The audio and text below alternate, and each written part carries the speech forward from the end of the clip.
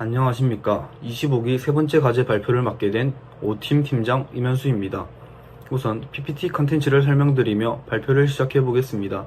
컨텐츠로는 지난 과제 유튜브 댓글에 적힌 피드백 반영과 STP 전략, 4P 전략으로 구성되어 있습니다.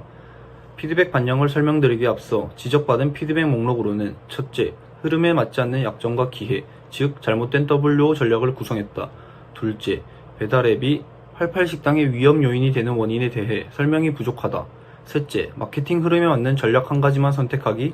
넷째, 불안한 음향으로 아쉬운 발표 전달력에 대하여 피드백해 주셨습니다. 첫째 피드백에 대해서는 수업 분석 중 약점에 있던 SNS 활용도 조절 부분을 삭제하여 전체적인 흐름을 맞도록 하였습니다. 둘째 피드백에 대해서는 왼쪽 부분에 배달의 민족을 예시로 보게 되면 배달 서비스에서 88식당만의 차별점이 부족하고 타 업체에 비해 리뷰 수가 적습니다. 저희가 직접 검색창에 돈가스를 검색해 보니 별점이나 주물량 중 어떠한 경우에도 상단에 노출되지 않아 신규 고객 확보에 어려움을 가진다는 점을 파악하였기에 배달 서비스 영향력의 증가를 위협으로 보았습니다. 세 번째, 마케팅 흐름에 맞는 전략 한 가지만 선택하기에 대해선 지난 과제에 발표한 두 가지 전략 중 마케팅 흐름에 맞는 전략을 선택하고자 하였고, 대신 깔끔한 인테리어와 SNS 속 새로운 트렌드의 등장, 그 두 가지로 SEO 전략을 택하기로 하였습니다. 네 번째 피드백에 대해서는 원테이크로 촬영하여 균일한 음향을 유지하고 연습을 통해 더 나은 모습으로 발표하겠습니다. 다시 한번 정리한 표를 읽으며 피드백 반영 부분을 마치겠습니다. 흐름에 맞지 않는 약점 요인 제거, 낮은 경쟁력과 신규 고객 확보가 어렵고 배달 서비스에서 차별화 부재, WO 전략 대신 SEO 전략 도출, 알맞은 환경에서 큰 목소리로 발표하기입니다. 이어 STP 전략에 대해 설명드리겠습니다. STP란 시장 세분화, 표적 시장 선정, 포지셔닝의 단계로 이루어지며 시장을 특정한 성향과 구매 행동에 따라 그룹으로 나누어 해당 그룹의 욕구와 소비에 집중한 마케팅을 전개하고 고객에게 기업의 이미지를 인식되도록 설계하는 마케팅 과정이라 정의되어집니다. 저희는 세분화 단계에서 라이프스타일, 직업, 성별, 나이를 기준으로 나누어 보았습니다. 기준별 후보 중에서 하나씩 선택하였고 그 결과 분위기와 트렌드에 민감한 영남대학교 20대 여학생으로 타겟팅하기로 결정하였습니다.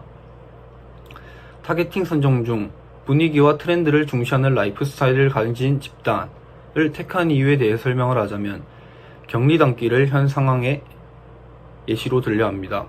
격리단길은 SNS 시대의 상징적인 상권이었으며 젊은 층을 중심으로 핫플레이스라 불렸지만 트렌드에 민감하고 감각적인 2030 여성들이 소비를 주도하는 가운데 SNS 공유역이 맞물리면서 익선동, 성수동, 샤로수길 등으로 옮겨가며 위기를 맞고 있다 합니다.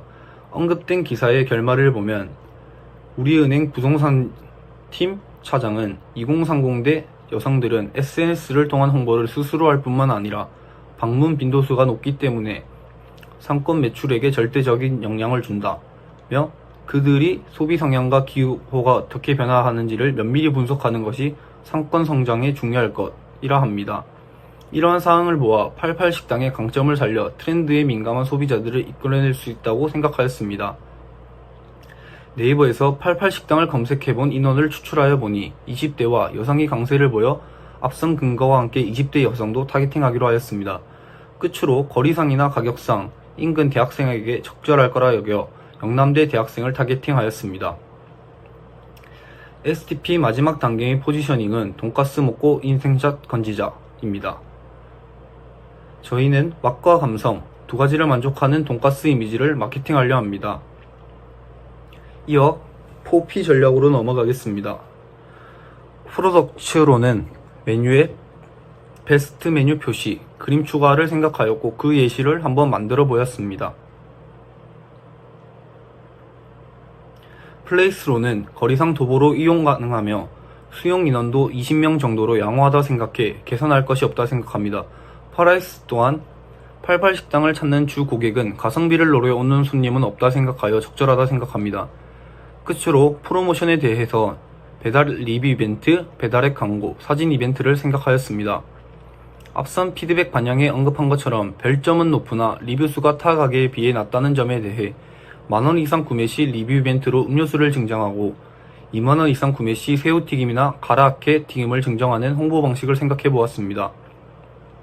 또한 가게 리스트 상단에 존재하지 않아 신규 고객 유입이 어렵다는 생각에 울트라콜과 오픈리스트 서비스를 생각했습니다. 울트라콜은 대형 점포로 무분별한 쏠림을 해소하고 중소형 점포 상권을 지킨다는 취지로 월 일정 금액을 지급하면 인근 소비자에게 점포가 노출되는 광고이며, 오픈리스트는 신청업주의 가게가 골고루 노출되는 광고입니다. 이를 통해 소정의 금액을 지불하여 리뷰수와 주문수가 증가하게 된다면 배달 면에서도 경쟁력을 얻을 수 있다 생각합니다. 끝으로 점포 내에서 할 수 있는 홍보 방식으로는 폴라로이드 사진 이벤트를 선정했습니다.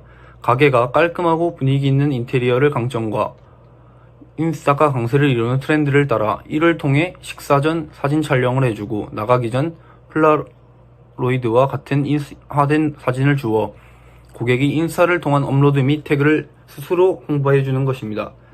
요즘 유행하는 흑백 사진이거나 네컷 사진과 같이 인기 있는 방식을 사용한다면 효과가 배로 될 거라 여깁니다. 이를 끝으로 영상을 마치며 영상을 시청해 주셔서 감사합니다. 다음 과제 때 뵙도록 하겠습니다.